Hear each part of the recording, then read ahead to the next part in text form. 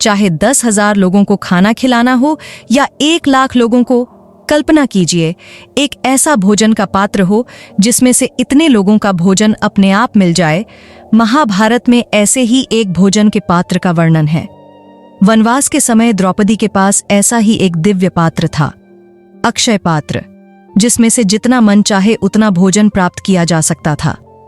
सूर्यदेव से प्राप्त इस अक्षय पात्र के कारण द्रौपदी और पांडवों को वनवास में कभी भोजन की चिंता नहीं करनी पड़ी। लेकिन यह अक्षय पात्र एक विशेष स्थिति में भोजन देना बंद कर देता था। और वनवास के समय एक दिन जब महर्षि दुर्वासा अपने 10,000 शिष्यों के साथ पांडवों के पास पहुंच गए, तब द्रौपदी की अक्षय पात्र में अन्न का एक भी दाना नहीं था।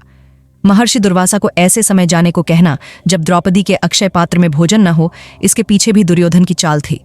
किंतु फिर ऐसा क्या हुआ कि महर्षि दुर्वासा और उनके 10,000 शिष्य पांडवों से डरकर बिना भोजन किए भाग गए? तो आइए अक्षय पात्र से जुड़ी सभी घटनाओं को विस्तार से जानते हैं। यह बात तब की है जब दुर्योधन के हाथों जुए में सब कुछ हारने के बाद पांचों पांडव अपनी पत्नी द्रौपदी के साथ वनवास के लिए जा रहे थे। पांडवों के अच्छे व्यवहार के कारण बहुत सारे ऋषि मुनि भी हस्तिनापुर छोड़कर पांडवों के पीछे पीछे वनवास के लिए जाने लगे। युधिष्ठिर को इस बात की चिंता हो रही थी कि वह इतने सारे ऋषि मुनियों का भरण पोषण कैसे कर सकेंगे, अर्थात उनके लिए वन में भोजन कहां से ला सकेंगे। युधिष्ठिर ने उनको अपने साथ आने से रोकने के लिए बहुत अनुरोध किया, किंतु जब ऋषिगण नहीं माने तब युधिष्ठिर ने अपनी चिंता उन ऋषि मुनियों के सामने प्रकट की। तब उन ऋषि मुनियों ने कहा कि वह स्वयं ही अपने भोजन का प्रबंध करेंगे। यह सुनकर युधिष्ठिर को बहुत दुख हुआ और उन्होंने उन ऋषि मुनियों से कहा कि मुझ जैसा गृहस्थ यह कैसे सह सकेगा कि आप जैसे श्रेष्ठ ब्राह्मणों को मेरे रहते भोजन के लिए खुद परिश्रम करना पड़े। मुझ जैसे गृहस्थ के लिए बहुत ही लज्जा की बात होगी और मैं पाप का भी भागी बनूंगा। यह कहकर युधिष्ठिर बहुत उदास हो गए। तब उन ऋषि मुनियों में से एक शौनक मुनि ने युधिष्ठिर को तपस्या की शक्ति के बारे में विस्तार से बताया और युधिष्ठिर को तपस्या के द्वारा इस समस्या पर विजय प्राप्त करने के लिए प्रेरित किया।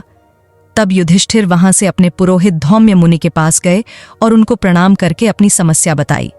धौम्य मुनि ने 2 घड़ी आंख बंद करने के पश्चात युधिष्ठिर को सूर्यदेव की उपासना करने को कहा। इसके बाद युधिष्ठिर ने गंगा जी के शुद्ध जल में स्नान करके गंगा जी में खड़े होकर पवित्र हृदय के साथ केवल वायु पीकर भगवान सूर्य के 108 नाम वाले स्तोत्र का पाठ किया।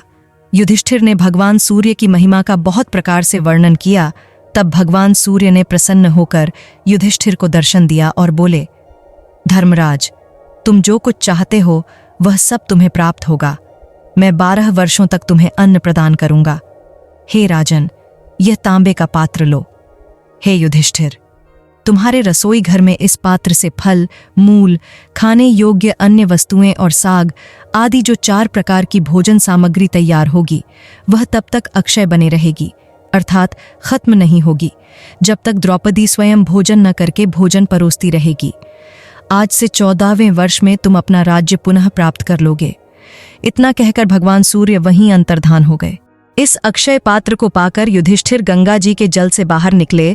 उन्होंने अपने पुरोहित धौम्य जी को प्रणाम किया, अपने भाइयों को हृदय से लगा लिया और द्रौपदी से प्रेम पूर्वक मिले। फिर उसी समय युधिष्ठिर ने चूल्हे पर वह पात्र रखकर रसोई तैयार करवाई। उसमें तैयार की हुई 4 प्रकार की थोड़ी सी भी रसोई उस पात्र के प्रभाव से बढ़ जाती थी और अक्षय हो जाती थी, अर्थात कभी खत्म नहीं होती थी। सबसे पहले ब्राह्मणों को भोजन कराने के बाद युधिष्ठिर अपने छोटे भाइयों को भोजन कराते थे। उसके बाद स्वयं भोजन करते थे और अंत में द्रौपदी भोजन करती थी। द्रौपदी के भोजन कर लेने पर उस पात्र का अन्न समाप्त हो जाता था। दुर्योधन को इस अक्षय पात्र के बारे में पता था और वनवास के 12वें वर्ष में उसे पांडवों को कष्ट देने का अवसर भी मिल गया। जब महर्षि दुर्वासा अपने 10,000 शिष्यों के साथ दुर्योधन के अतिथि के रूप में हस्तिनापुर पधारे। महर्षि दुर्वासा के क्रोध के भय से दुर्योधन ने रात दिन उनकी सेवा की। महर्षि दुर्वासा कभी अचानक से भोजन बनाने को कहकर स्नान के लिए चले जाते और आने पर भोजन करने से मना कर देते। कभी आधी रात को दुर्योधन को भोजन बनवाने के लिए कहते और बाद में दुर्योधन को नीचा दिखाने के लिए भोजन की कमी गिनवाकर उसको डांटते हुए भोजन करने से मना कर देते थे। इतना कुछ होने पर भी महर्षि दुर्वासा ने दुर्योधन के हृदय में कभी भी क्रोध नहीं पाया। तब महर्षि दुर्वासा ने प्रसन्न होकर दुर्योधन से वर मांगने को कहा। दुर्योधन, शकुनी और कर्ण ने पहले ही आपस में बातें कर ली थीं कि यदि महर्षि प्रसन्न हो तो क्या वरदान मांगना है। दुर्योधन ने हाथ जोड़कर वर मांगते हुए कहा, ब्राह्मण, जिस प्रकार आप मेरे अतिथि बने, इसी तरह शिष्यों के सहित आप वन में निवास कर रहे महाराज युधिष्ठिर के भी अतिथि बनकर उनके पास पधारें। यदि आपकी मुझ पर कृपा हो तो मेरी प्रार्थना से आप वहां ऐसे समय में जाइएगा जब परम सुंदरी राजकुमारी द्रौपदी समस्त ब्राह्मणों तथा 5 पतियों को भोजन कराकर स्वयं भी भोजन करने के पश्चात सुखपूर्वक बैठकर विश्राम कर रही हो। तुम पर प्रेम होने के कारण मैं वैसा ही करूंगा। दुर्योधन से ऐसा कहकर विप्रवर दुर्वासा जैसे आए थे वैसे ही चले गए। यह सुनकर कर्ण के हाथों को अपने हाथों में लेकर दुर्योधन बहुत प्रसन्न हुआ और कर्ण ने भी प्रसन्नता में भरकर दुर्योधन से कहा कि सौभाग्य से हमारा काम हो गया, अब पांडव लोग दुर्वासा की क्रोधाग्नि में गिर गए हैं। इस तरह हंसते हुए और आपस में बातें करते हुए दुर्योधन और कर्ण अपने अपने भवन में चले गए। तब एक दिन महर्षि दुर्वासा इस बात का पता लगाकर कि पांडव लोग भोजन करके सुखपूर्वक बैठे हैं और द्रौपदी भी भोजन करके आराम कर रही है, 10,000 शिष्यों से घिरे हुए उस वन में आए।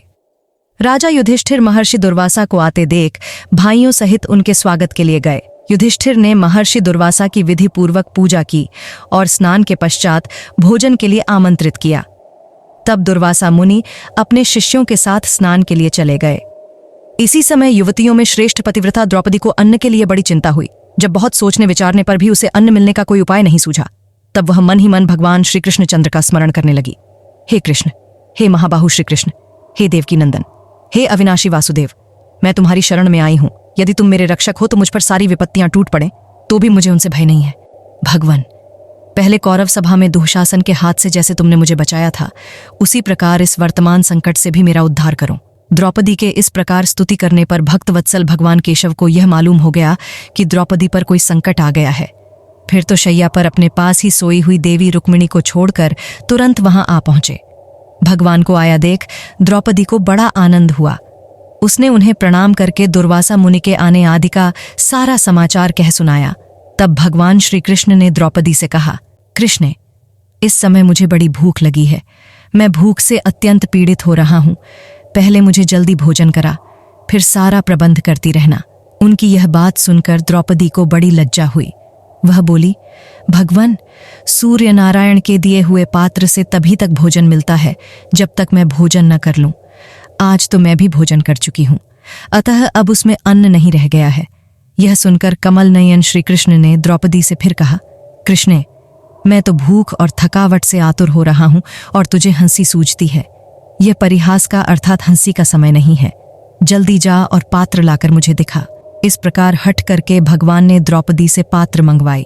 उसके गले में जरा सा साग लगा हुआ था। उसे देखकर श्री कृष्ण ने लेकर खा लिया और द्रौपदी से कहा, इस साग से संपूर्ण विश्व के आत्मा भगवान श्री हरि तृप्त और संतुष्ट हों। इतना कहकर श्री कृष्ण सहदेव से बोले, तुम शीघ्र जाकर मुनियों को भोजन के लिए बुला लाओ। उसी समय नदी में स्नान कर रहे दुर्वासा ऋषि और उनके शिष्यों को अत्यंत तृप्ति का अनुभव हुआ। उन्हें लगा जैसे उन्होंने भरपेट भोजन कर लिया हो। सभी को डकारें आने लगीं। सभी शिष्यों ने दुर्वासा मुनि से कहा कि अब तो राजा युधिष्ठिर की रसोई व्यर्थ हो जाएगी, अब हमें आगे क्या करना चाहिए। तब दुर्वासा मुनि ने पांडवों के क्रोध से डरते हुए कहा, पांडव सदा धर्म पर चलने वाले हैं और वासुदेव श्री कृष्ण के भक्त हैं। कहीं राज ऋषि युधिष्ठिर क्रोध में आकर हमें शाप देकर भस्म न कर दे। अत शिष्यों पांडवों से बिना पूछे ही भाग चलो। गुरु दुर्वासा मुनि के ऐसा कहने पर वे सब ब्राह्मण पांडवों से अत्यंत भयभीत हो 10 दिशाओं में भाग गए। सहदेव ने जब दुर्वासा मुनि और उनके शिष्यों को खोजा, तब वहां रहने वाले मुनियों ने उनके भाग जाने का समाचार बताया। तभी सहदेव ने लौटकर युधिष्ठिर को सारा समाचार कह सुनाया। पांडव दुर्वासा मुनि का कुछ समय तक इंतजार करते रहे। युधिष्ठिर और पांडव यह सोच ही रहे थे कि दुर्वासा मुनि अब रात में अचानक से उनकी परीक्षा लेंगे। तभी श्री कृष्ण सबके सामने प्रकट होते हुए पांडवों से बोले, कुंती पुत्रों, महर्षि दुर्वासा के आ जाने से आप लोगों के ऊपर संकट आता हुआ देखकर द्रौपदी ने मेरा स्मरण किया था। इसी कारण मैं तुरंत यहाँ आ पहुंचा। अब आप लोगों को दुर्वासा मुनि से तनिक भी भय नहीं करना चाहिए। वह पहले ही आप लोगों के तेज से डरकर भाग चुके हैं। अच्छा, अब आप लोग आज्ञा दीजिए, मैं द्वारिकापुरी को जाऊंगा। भगवान श्री कृष्ण के यह वचन सुनकर पांडव और द्रौपदी फिर से प्रसन्न हो गए और भगवान केशव से बोले, गोविंद, तुम्हारी सहायता से हम महान से महान विपत्तियों से उसी प्रकार पार हुए हैं जिस प्रकार से महासागर में डूबते हुए मनुष्य जहाज का सहारा पाकर पार होते हैं। अपने भक्तों की सदैव ऐसे ही रक्षा करना। पांडवों के ऐसा कहने पर भगवान श्री कृष्ण वहां से अंतर्धान हो गए। इसके पश्चात द्रौपदी सहित पांडव भी प्रसन्न होकर वहां एक वन से दूसरे वन में भ्रमण करते हुए सुख से रहने लगे। इस प्रकार अक्षय पात्र में से भोजन समाप्त होने के बाद भी द्रौपदी और पांडव हर संकट, हर षड्यंत्र से बच गए, क्योंकि उन पर भगवान श्री कृष्ण की अक्षय कृपा थी। ऐसे और भी वीडियो देखने के लिए चैनल को सब्सक्राइब कर लें। जय श्री कृष्ण मित्रों, हर हर महादेव।